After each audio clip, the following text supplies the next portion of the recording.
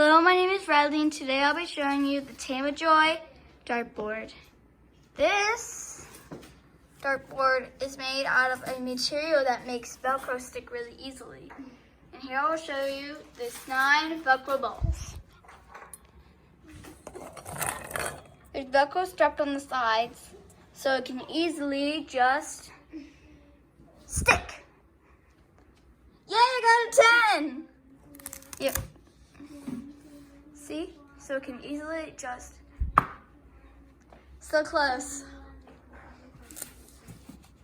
But this TaeMaJoy dart set is probably one of my faves.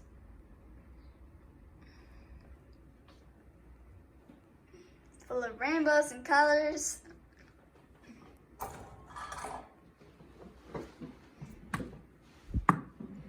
Ten both times.